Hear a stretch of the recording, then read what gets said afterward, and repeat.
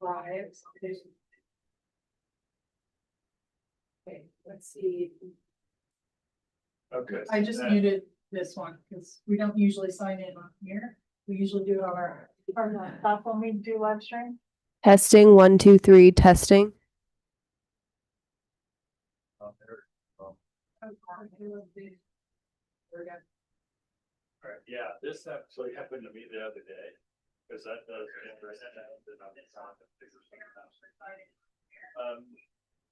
And you weren't even speaking to a mic for that. So that's Yeah, I good. wonder. True, because all those are off. Yeah, it's off. Oh. Okay. You don't have one, so. But I just turned this one on. it sounded so much better when you talked into it the first time, so it's just like you're Big room. way in a row. All right, so I'm gonna go on the Zoom now. Let's make sure you're and make sure you're me on the. Our laptop when we do live stream. Testing 1, 2, 3, testing. Oh, I can.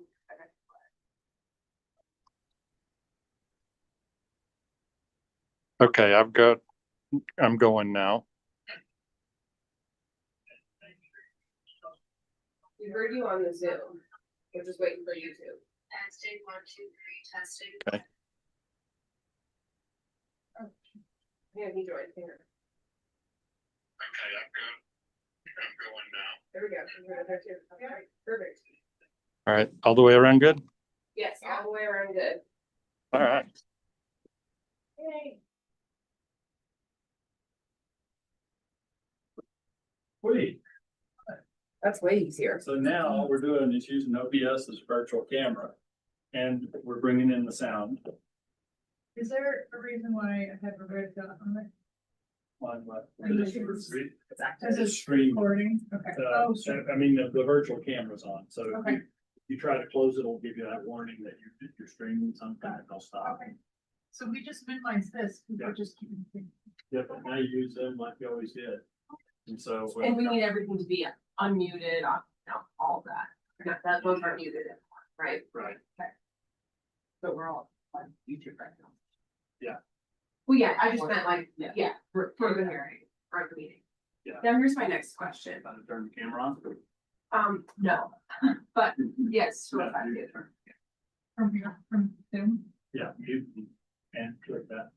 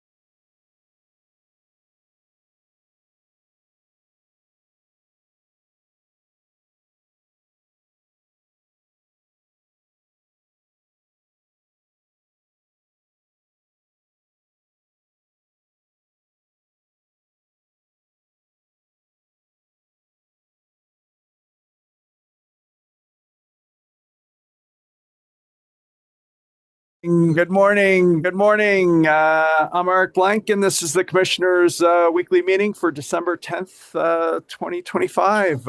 Commissioner Gilman, preliminary comments. Are you ready to approve the consent agenda? No, I'm going to do the consent. Okay, sorry. Sorry. Yeah, I approve the consent agenda. Commissioner Plant. Good morning. Good to see you guys and everybody else. I would vote to approve the consent agenda as well. As would I. Let's go to public comment. I think Ms. Gallegos, you want to start us off? Roughly 3 minutes.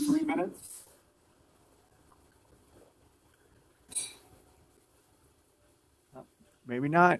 Ms. Glustrom, why don't you go first? Thanks, Mr. Chairman, Commissioners. As always, I appreciate this opportunity and will be brief. As you know, I can't speak. For the record, my name is Leslie Glustrom. I've been an intervener and a participant at the Utilities Commission for over 20 years.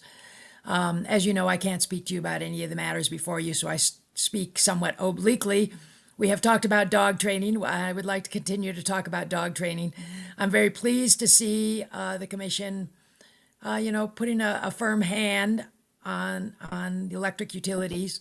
And I just want to encourage you to keep doing that. When dogs haven't been trained for a long time, you often have to be a lot fiercer than you would think you have to be.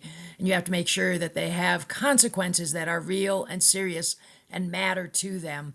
Otherwise, they'll just kind of, so to speak, in dog world, smile, carry on and do what they plan to do. So good work so far, and just please be very, very firm for all the reasons that I know you understand. So thank you for that. And then I'd like to briefly speak about a matter that's not before you, but I just desperately believe should be. You spend a lot of time on social cost carbon. That's awesome. Good reason for that. But there are many other pollutants, particulates, NOx, SOx. And the one I'd like to speak to you about today, they all have very serious social costs, but I just want to talk about mercury. When we have coal plants operating, they're going to be emitting typically several pounds of mercury a month, even with mercury controls, and no civilization in their right mind takes several pounds of mercury, adds in some chromium, arsenic, lead, and a bunch of other things, puts it into a very hot fire, and sends it up a smokestack when they have alternatives. The consequences, the neurotoxicity, and all the other health consequences are extremely serious. I'm a mother, a former teacher. It's really bad for everybody's nervous system, and especially for young people and fetuses and lots of things like that. So as you go forward, I would ask that you keep that in mind. No civilization in their right mind does this when they have alternatives. And as you know, we have numerous alternatives on both the demand side and the supply side. So I would ask you to keep that in mind as you go forward. Keep up the good work. I appreciate you all very much. Thank you. Thank you. Is there anyone else online that would like to make a public comment? Now would be the time. Anyone in the audience? All right. Let's go to our agenda. Proceeding number 10A-842R. Commerce City. Dr. Fishhaber, there you are. Yeah, Mr. DeCenso. Good morning, Commissioners. Mitchell DeCenso for your Commission Council. For consideration today are the joint exceptions proceeding number 10A-0842R filed by the Colorado Department of Transportation, Commerce City, and Union Pacific Railroad, filed on November 6, 2025.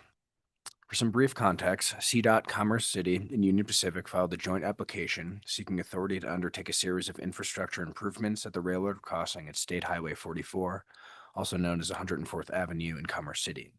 These improvements include These improvements include widening the roadway and crossing, installing pedestrian sidewalks, removing existing flashers and gates, and replacing them with new approach gates, raised medians and flashers. Earlier in the year, the administrative law judge issued decision number R25-0541I, which, among other things, required the parties to submit final plans and an updated schedule for the Q Cutter signal improvements. In response, the parties submitted a schedule indicating that the construction and maintenance agreement amendment had a start date of December 29th, 2025 and a finish date of May 4th, 2026. The schedule also noted that the parties would attempt to begin this task earlier than projected start date. In the recommended decision issued October 17th, 2025, the ALJ interpreted the schedule to mean that the parties intended to file the executed construction and maintenance agreement with the Commission by May 4th, 2026. In their exceptions, the parties explained that the May 4th deadline was not the date of filing with the Commission, but rather the date by which each party would internally circulate the agreement for review within the respective organizations. The parties commit to filing the fully executed agreement once their internal reviews are complete. The parties therefore request that the Commission clarify that the May 4th deadline provided in the construction schedule is the date by which the parties will circulate copies of the construction and maintenance agreement for internal review within their organizations. And I can pause here for discussion or proceed to offering a recommendation. Nah, if you can go to a recommendation, that'd be great.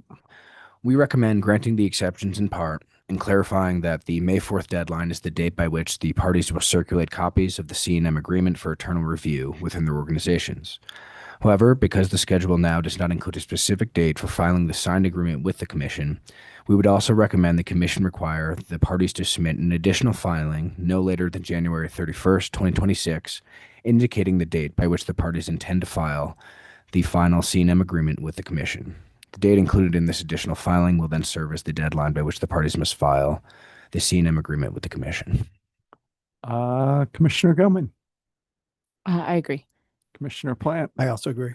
as do I, and that can be an ABC decision granting the exceptions and consistent with your recommendation. So thank you. Thank you.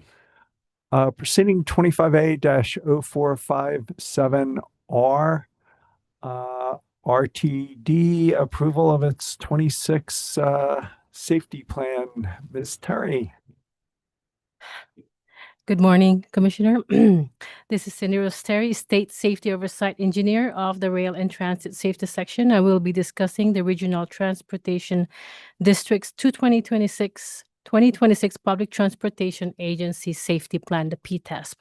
On October 29, 2025, RTD submitted its 2026 PTASP for the Rail Fixed Guideway System.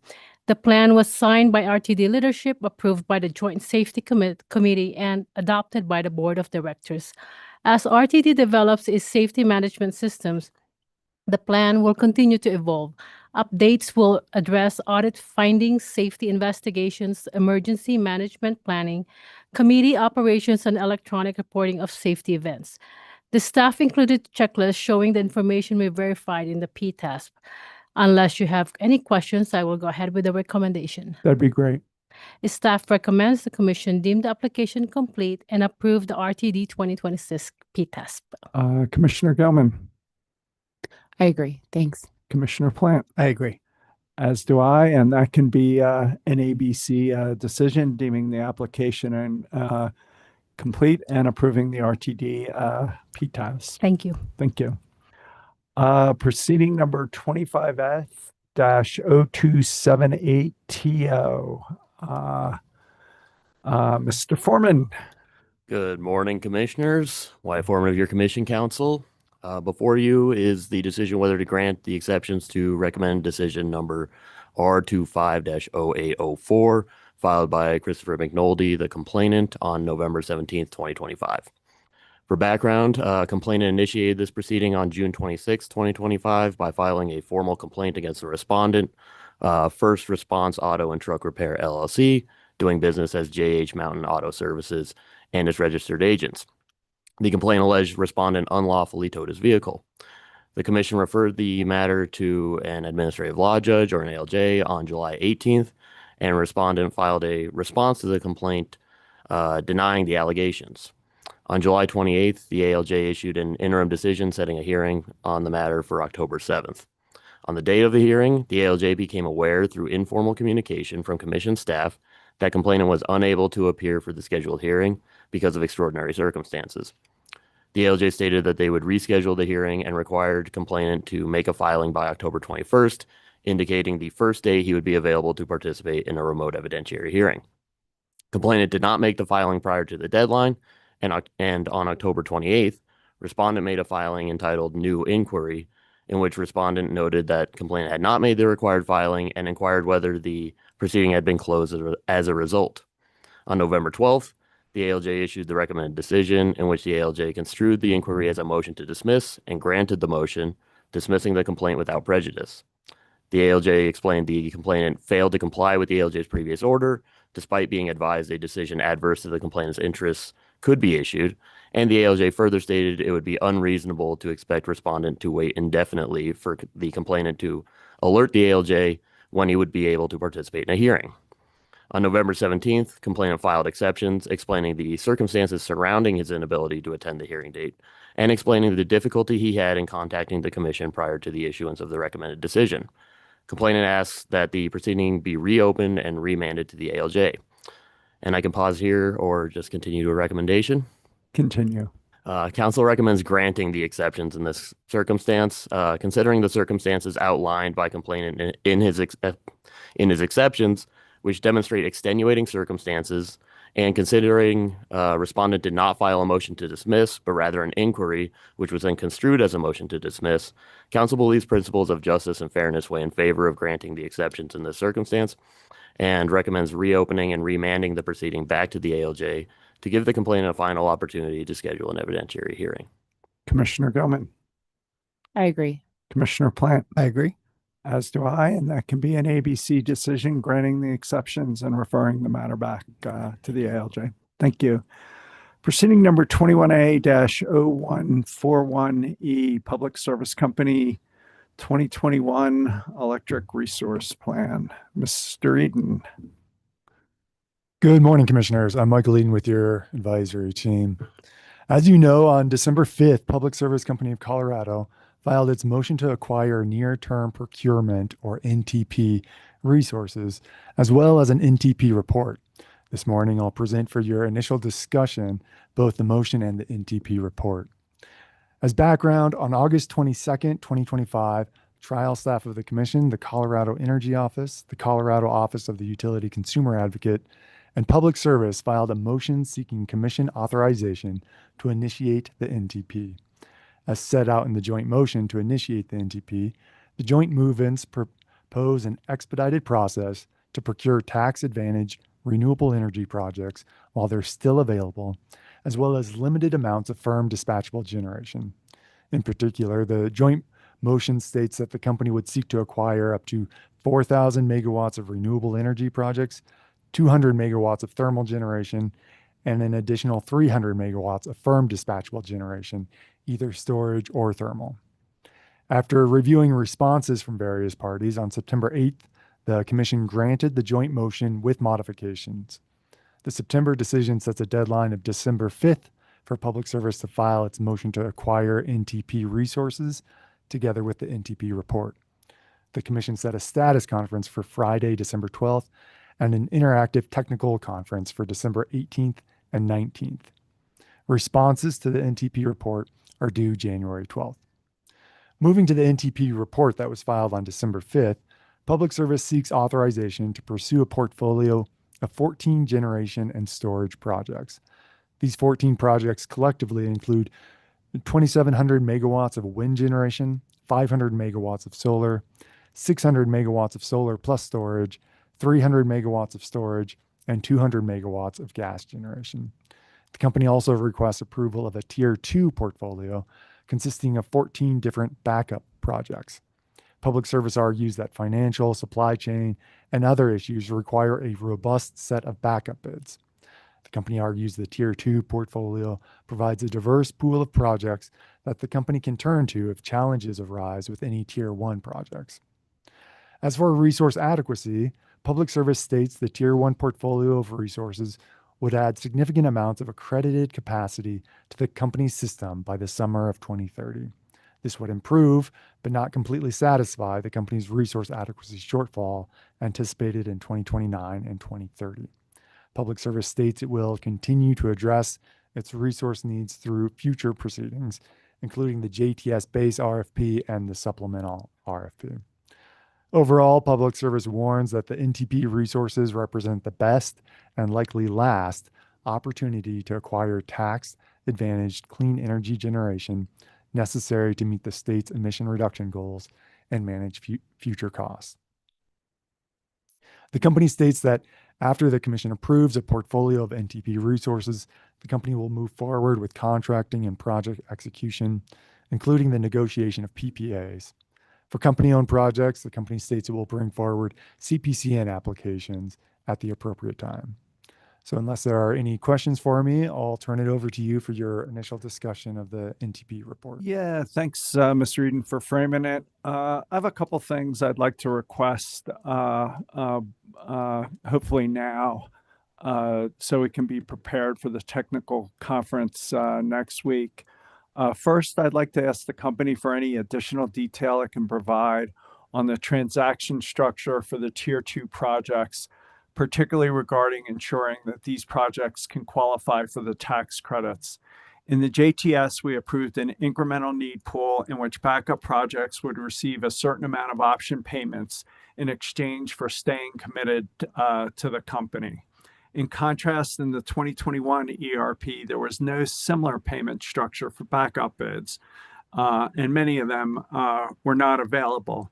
For this NTP process, I'm wondering if we need to follow the more recent JTS concept and provide option payments to the Tier 2 backup projects. So I'd like to ask the company what it proposes for these Tier 2 projects, if anything, in terms of option payments, in return for project or purchase power rights, strategies to ensure the projects qualify for the tax credits, other IPP development obligations, and regulatory treatment of any cost. Finally, if there's a draft term sheet between the Tier 2 IPP projects and the company, I'd like to see it. So Commissioner Gilman, would you be supportive of asking for that from the company? Yeah, just as a point of clarification, you want that returned in writing, or this is just something they're going to be prepared to discuss at the next week's? I'd like to ask for them to file this materials by the end of the day on Tuesday, 12/6, next Tuesday, 12/16, so we can review them prior to the technical conference. Okay, thanks for the clarification. Yeah, I don't have any issue with getting that additional information. Just wanted to understand when you conceived of it coming. Commissioner Plant? Yeah, I support doing that just to help me understand sort of how this would all work. It's kind of like the IMP sort of process. So I mean, maybe the company can address this. If we were to do something like that, how would that sort of near-term INP intersect with the RFP that's going to go out in the regular course of business? I don't have answers. I'm just asking what the company's plan is. I think in the JTS, it was collectively decided that we were going to contract and pay these projects to make sure they're available. And I just want to know if the company intends to do the same thing here or not. Yeah. Because we had a lot of problems making sure those projects were available. And given that they have to qualify for the tax credits, I'm trying to make sure we understand how they're going to do that. Yeah, no, I agree. And maybe the company could think about sort of if we were to do something like that, how that would intersect then with the first, our regular RFP. With the JTS? Yeah, the JTS. All right. I love that clarification. So we can add that. Second, I'd like to better understand the company's approach to ensuring that all Tier 1 and Tier 2 projects are eligible for the tax credits. In the joint NTP motion that the company staff, UCA, and CEO filed back in August, one of the bidder parameters for NTP projects was a narrative demonstrating tax credit qualification. In our decision, paragraph 23, initiating the NTP, we requested that bidders also addressed in their narrative demonstrating tax credit qualification, the expected impacts of the new foreign entity of concern statutory provisions within HR 1. I understand that this may be competitively sensitive and would be fine with a company filing these materials as highly confidential. But I'd request that the company file these project-specific narratives demonstrating tax credit qualifications with us, including for all company-owned projects. So, Commissioner Gilman, would you be okay with that? Yeah, I think you kind of answered my question with your last addition. Company owned, I clearly see the reason we would need to know this, right? Like this would have implications for the actual cost to ratepayers in the longer run if they don't end up qualifying for tax credits.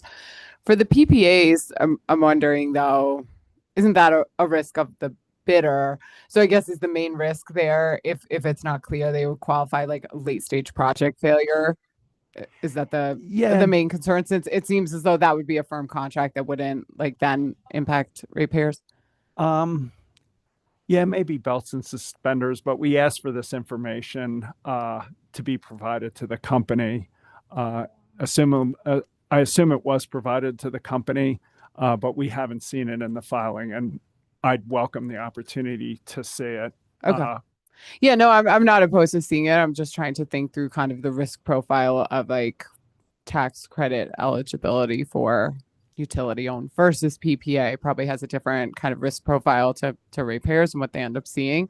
But I would agree with you. Like if this information was provided to the company, was requested, the transparency of providing that here should be expected. So I don't have any issue with that. Commissioner Plant? I agree.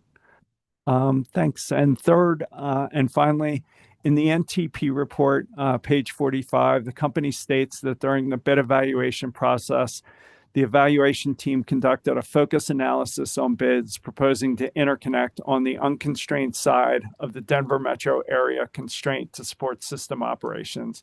And that's a direct quote.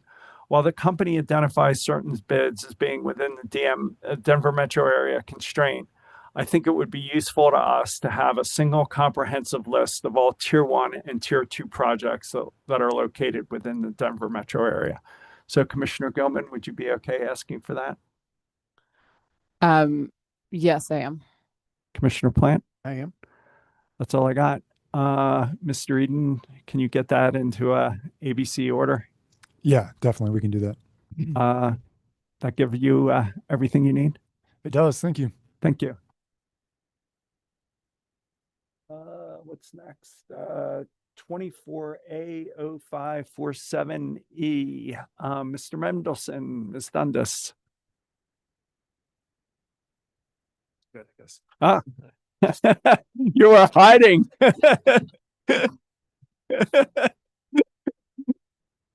Hello, commissioners. I'm Mike Mendelson of your advisory team. I'm joined reluctantly by Ms. Dundas. I think you're barely joined. All right. Last week, the commission held a technical conference with public service to discuss the GMAC tariff language and calculations, including concerns the GMAC tariff to non-incorporate commission decisions made during oral deliberations in the DSP proceeding. On Monday this week, the company submitted revised GMAC tariff language that does incorporate the concepts decided through commission deliberations. Separately, the company had requested as part of a December 1 submission that the GMAC tariff revisions should be submitted in a new advice letter filing as compliance to the DSP order within 2 business days of its issuance. At this juncture, advisors recommend that you approve the company's request to refile the GMAC tariff language as part of a new AL filing and to incorporate that into the DSP decision through a quick paragraph recognizing that. The revised GMAC tariff language has been appropriately updated. I can pause for your vote or to answer any questions. Commissioner Gelman. No, thanks. Appreciate it and appreciate this getting updated. I think this is going to come to this meeting anyway, so glad that they volunteered to update this to be consistent with the decisions. And yeah, I agree with your recommendation. Did you make it an official recommendation? Yes. Okay, I can't remember. Yes, I agree with your recommendation. Commissioner Plant? I agree as well. As do I, and that can be, do we need an ABC decision? I think it could go through what we're recommending is for it to be incorporated into the order. The DSP order, which I'll note that has been through the TBC process now fully, but we would add a paragraph essentially recognizing this update. And just to confirm, Commissioner Gilman, you're signed off on the TBC order? Yes, well done. Commissioner Plant? Yep. All right. Nice. And thanks to both of you for moving that so quick after the deliberations. Nice job. No, that can be ABC. Okay, great. Thanks, guys. Thank you.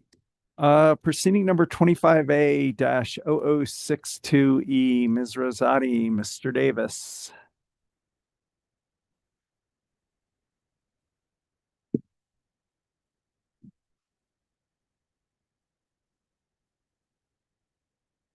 Good morning, Commissioners. I'm Ron Davis of the Commission's advisory staff.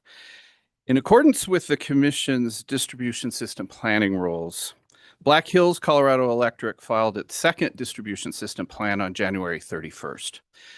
Embedded within the company's initial case filing are numerous requests for waivers from certain of those rules. Black Hills argues that these requirements are either not applicable or would be expensive or impractical to meet.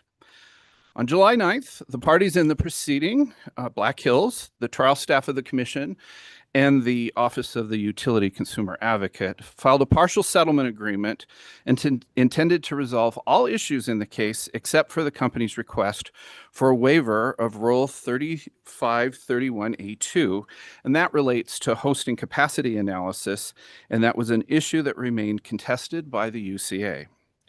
After conducting a hearing Commissioner Blank issued on October 22nd, decision number R25-761, approving the partial settlement agreement, granting the application as amended by the partial settlement agreement, and granting the company's request for a waiver from that rule. Black Hills and UCA timely filed exceptions to the recommended decision on November 12th. Black Hills also filed a response to UCA's exceptions. Chair Blank presented and explained his recommended decision at the October 29th weekly meeting. So if you're ready to proceed to your consideration of the exceptions, I'll start with UCA. We are. UCA takes issue with the part of the recommended decision that states while hosting capacity analysis and mapping would likely provide benefits to Black Hills and its customers, the costs would be significant and not currently necessary or justified, considering the company serves approximately 100,000 customers and considering the alternatives the company has presented and developed. The recommended decision further finds staff's contention that Black Hills should determine if the efforts will benefit the community it serves before proceeding with the project. It finds those arguments to be convincing. In its exceptions, UCA summarizes its case against the Commission granting the waiver from Rule 3531A2. UCA takes the position that further delay towards the company's compliance with the DSP rules is not in the public interest, and that now is the appropriate time for Black Hills to develop hosting capacity analysis and the required mapping. UCA requests in its exceptions that the Commission reconsider and require Black Hills to take what it's called some incremental action towards compliance with the HCA rule along the lines suggested in a 2021 report prepared by the Interstate Renewable Energy Council. UCA goes on to suggest that the Commission also require Black Hills to take 3 additional steps. First, the Commission should require Black Hills in its next DSP filing to report on how it used available grid data, including the HCA information, to inform its investment decisions and where to locate those grid investments. Second, the Commission should order Black Hills to develop a small-scale pilot wherein Black Hills would identify its 10 most constrained feeders and prepare an HCA for those 10 feeders. And third, Black Hills should be required to file the results of this small-scale pilot in its next DSP filing and make them publicly available in tabular form. In its response to UCA's exceptions, Black Hills contends that these recommendations are highly detailed and new, and that they were not developed in UCA's answer testimony. Black Hills complains that the incremental steps now suggested by UCA raise issues that have not been explored in any depth via testimony, discovery, and the evidentiary hearing. Black Hills also restates its position that the cost to develop the HCAN map will be above $300,000, excluding the additional costs for a web portal or for otherwise making the map available for outside access from developers. So the decision related to UCA's exceptions is whether the commission should grant UCA's exceptions and modify the recommended decision to direct Black Hills to develop a system map that includes only basic distribution system data, to require Black Hills in its next DSP to report on how it used available grid data. Third, to order Black Hills to develop a small-scale pilot. And fourth, to require Black Hills to file the results of that pilot with its next DSP. I'd probably stand by the recommended findings, given our affordability concerns, the timing of the detailed response and the small size of the utility, but curious to hear where you're coming from, Commissioner Gilman.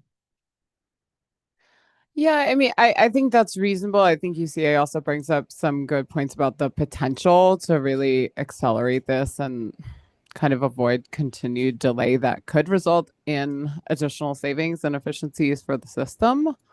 So I can certainly see both sides of this situation. I know you heard it, so I have certainly some deference for your position here, but both are of concerns, right? We have an immediate and ongoing affordability concern in Black Hills electric territory, but yeah, an opportunity to potentially provide savings through efficiency and optimization through, increased access to this information, with a short-term cost to acquiring that. So it's a difficult situation, I think, but curious to hear what Commissioner Plant's thinking. Commissioner Plant. Yeah, I mean, I have similar concerns, and also, recognize that you heard this whole case and went through the process. In looking at the documents of the case, again, we saw no non-wild alternatives that, came through the system. Certainly HCA is helpful in participants that would be proposing non-wild alternatives that can provide savings to customers. Granted, there's an additional upfront cost. I'm sympathetic to the company's argument that they have 100,000 customers and that the scale of potential savings is small, but at the same time, they're coming in with a pretty big increase. And when you're looking at there's a couple $100 million, an additional $20 million a year in the revenue requirement, and you're looking at once you add the 300, up to 300,000 that it costs for setting it up, and then the additional, web costs, you're probably looking at about $1 million, maybe a little bit less than $1 million. So, it's 0.5% of what they're coming in with in terms of a revenue increase. And I wonder if it's worth it to sort of give up that potential savings for that level of investment that could create not only opportunities around non-wires alternatives, but also opportunities for increased efficiency in the system and customer opportunities. So I'd like to get your thoughts on that as somebody who went through the entire process. I mean, I was more focused on the 99.5% and the rate impacts of that. So I don't feel like, if you feel strongly, I don't feel like you have to defer. Well, I struggled with this. But for me, it just seemed like it was a small utility, and it was going to be a heavy lift to make it work. And most of the examples sitting elsewhere were with much bigger utilities.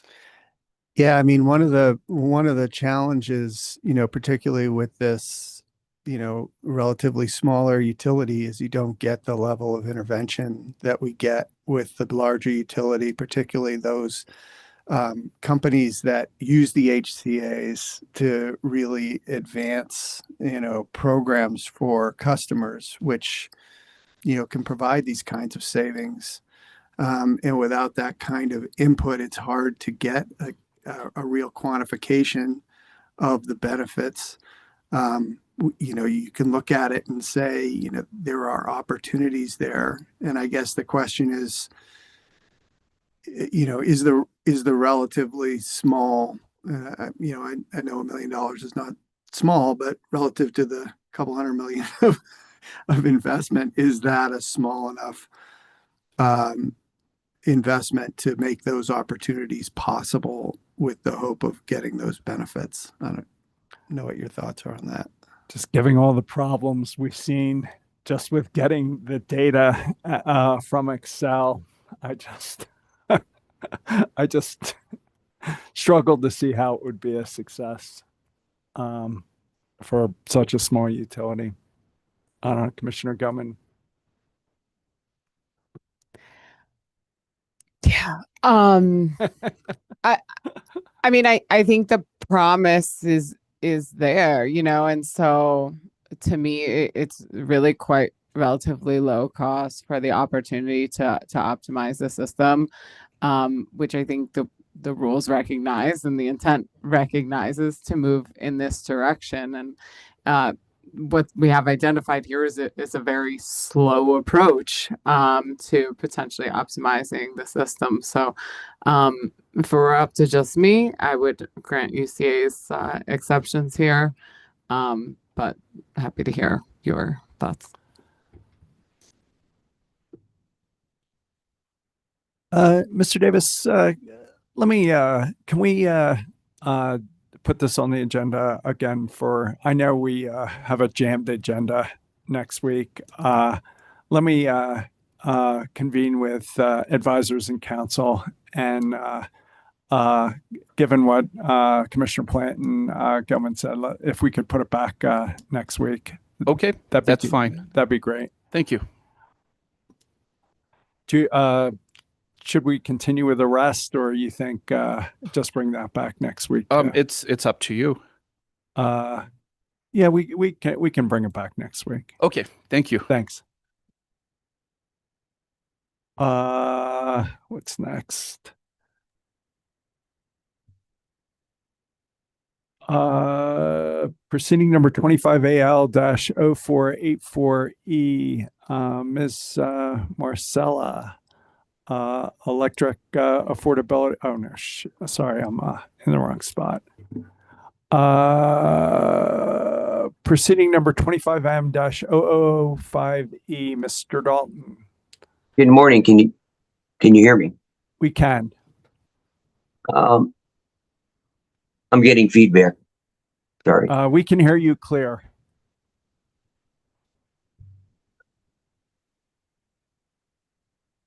Can you hear me? Yes. Okay. Proceeding 25M-0005E in regards to Rule 3206 transmission filing.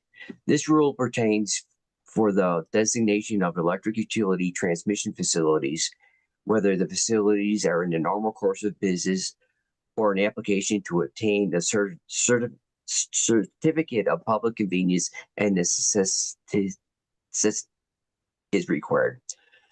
Commission Rule 32C requires no later than April 30th of each year, each utility file with the commission its proposed new construction or extensions of transmission facilities for the next 3 years, beginning in the year following the filing. The following utilities provided 3206 reports in these proceedings: Black Hills Colorado Electric, Public Service Company of Colorado, Tri-State Generation and Transmission. PSCO also filed on April 30th a motion for extraordinary protection of highly confidential information on winning bids and bidders, including new planned transmission projects associated with the 2020 ERP and CEP. Since the April 30th, 2025 filing, the Office of Consumer Advocates, or UCA, filed comments on June 16th, addressing the 3206 report filed by Public Service Company of Colorado. Tri-State filed an amended annual report on June 16th of 2025.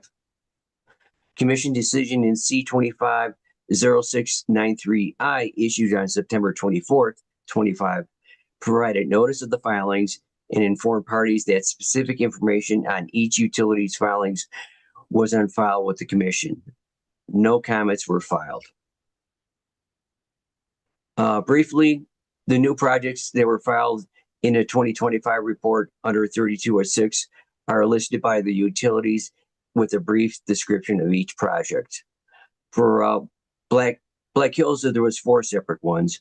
The La Junta 115-69 kV transformer upgrade, High Park 115 13.5 kV transformer addition, the Nyberg La Junta Boone Bypass 115 kV project, and from the 2024 report, the Pueblo Plant 115 substation rebuild.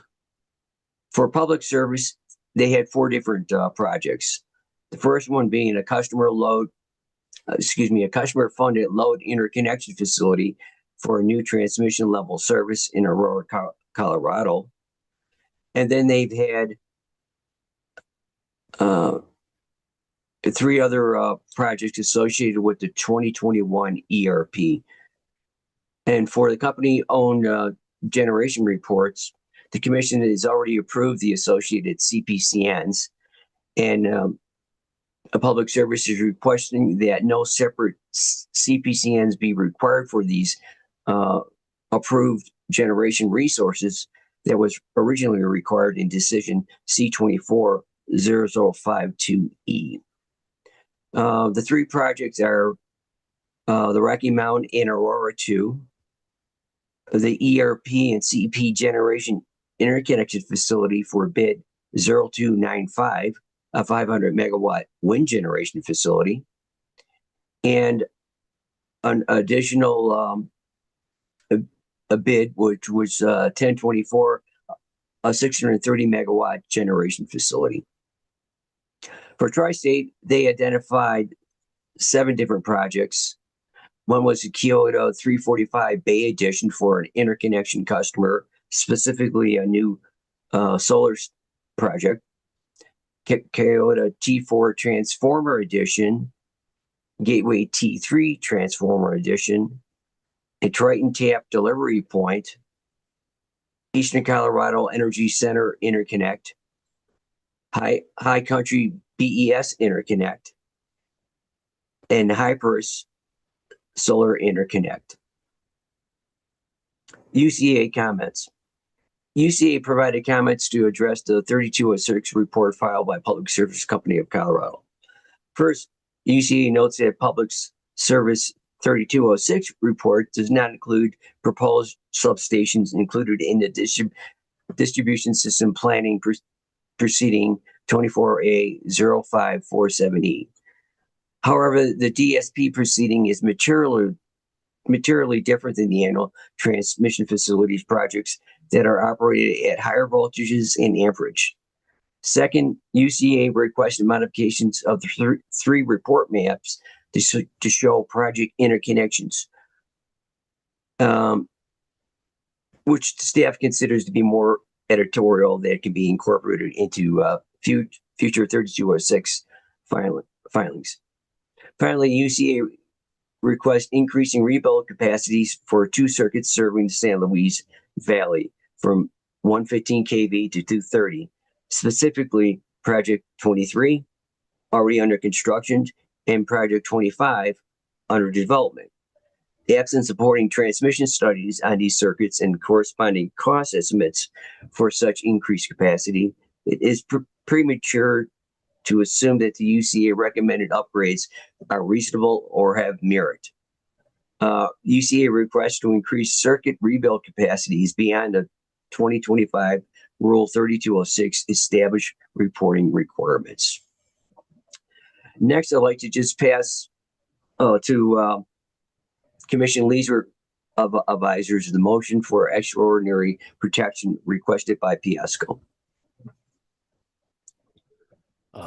Thank you, Mr. Dalton. Commissioners, as Mr. Dalton referenced, Public Service filed a motion for extraordinary protection on April 30th, 2025, in which it seeks a protective order regarding certain bid-related information in its report.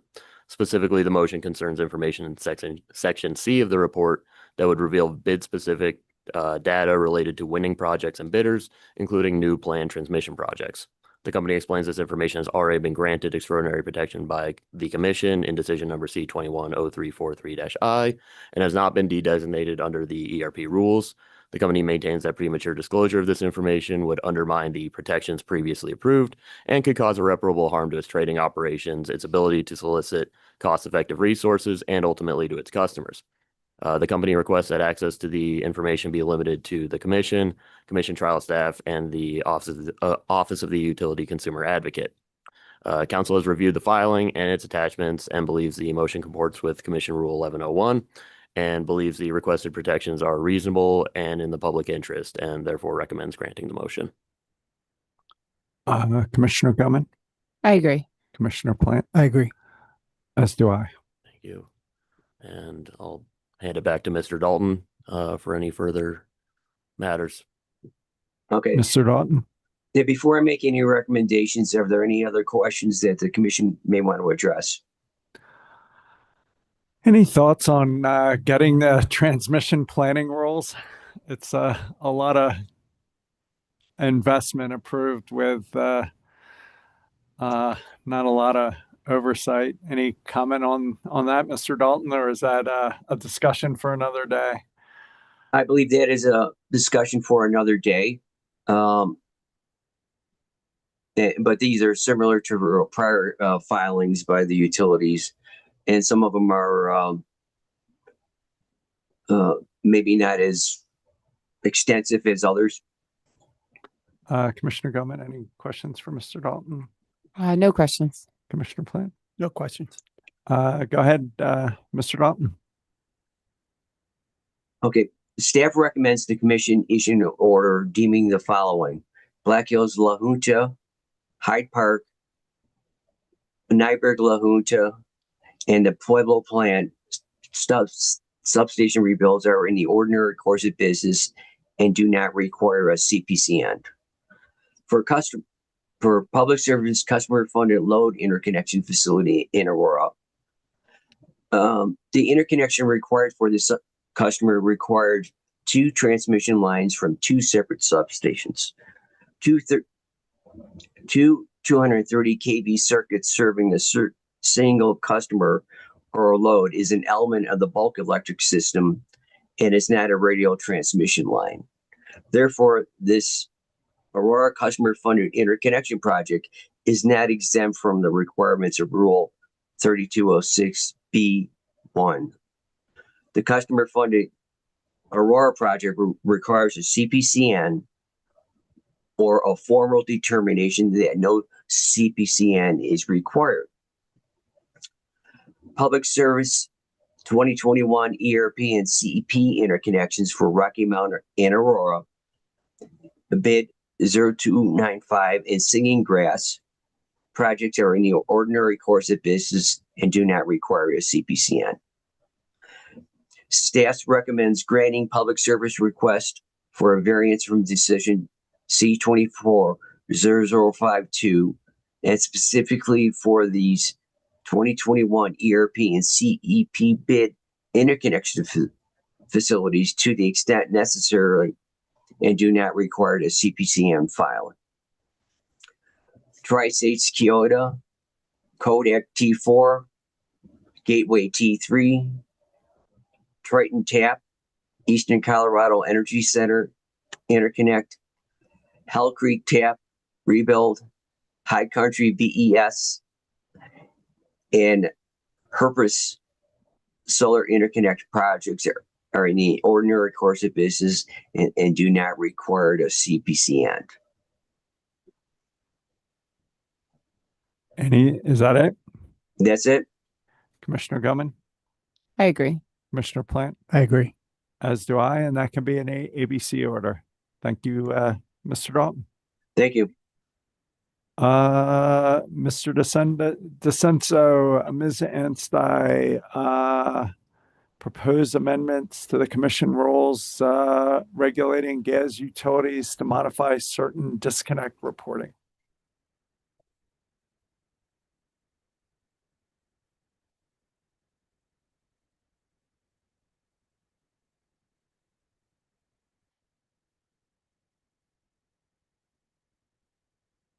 Good morning, commissioners. It's Tricia Anstey with commission staff. This morning before you is a notice of proposed rulemaking to consider amendments and additions to the commission's rules regulating electric utilities and the rules regulating gas utilities in regard to disconnection data reporting.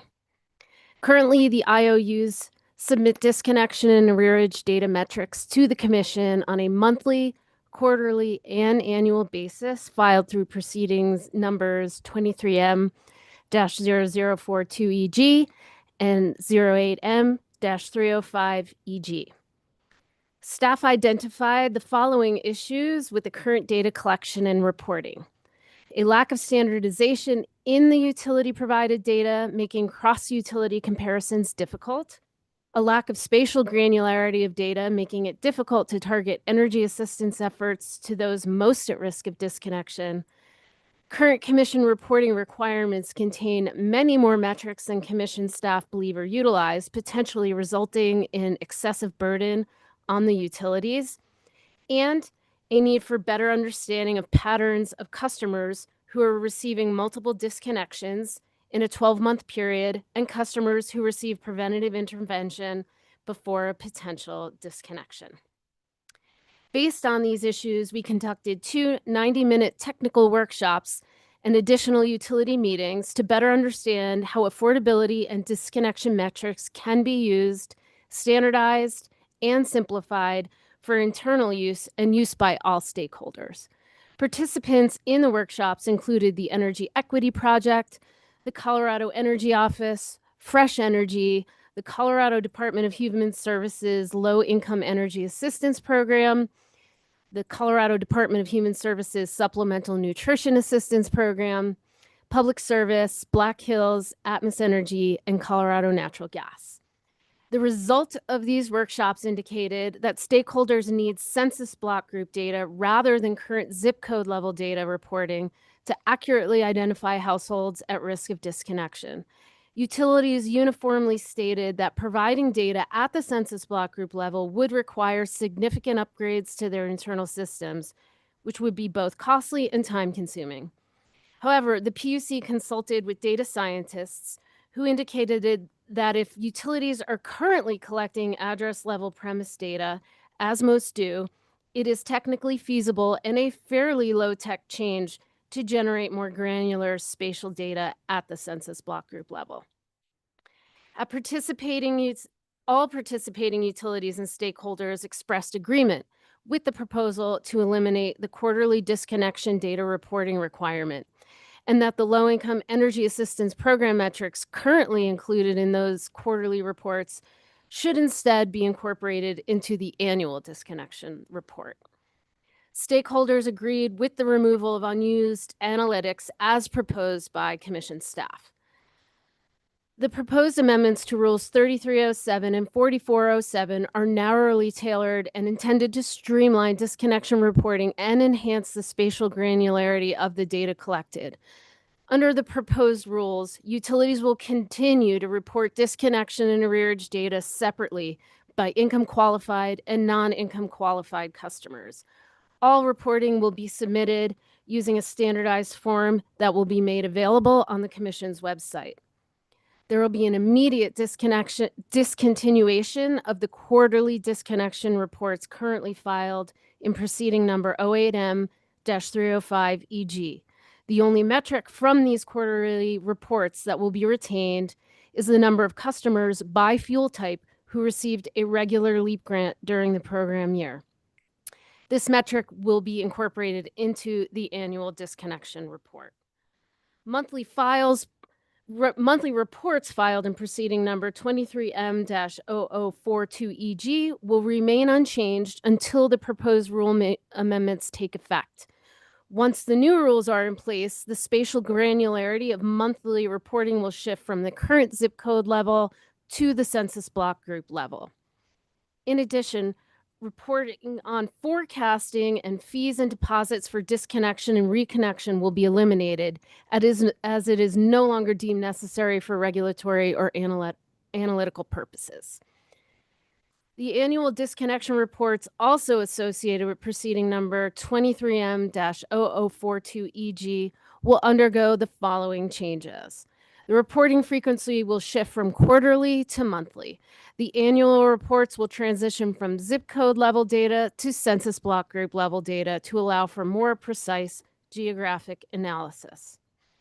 Several metrics related to fees and deposits will be removed from the annual report, including the total dollar amounts collected for deposits and fees associated with disconnection and reconnection for non-payment, as well as any other tariff authorized charges related to past due amounts and service restoration. Several new metrics are proposed to be added to the annual disconnection report. These include the proportion of customers who enter arrears, become disconnected, and ultimately move into bad debt, the proportion of households that receive a preventative intervention prior to a potential disconnection, the number of customers who experience repeat disconnections within a 12-month period, the amount of arrearages a customer has at the time of disconnection, maximum and minimum arrearages at the time of disconnection, and the percentage of customers who are reconnected within 24 hours and with 72 hours following a disconnection.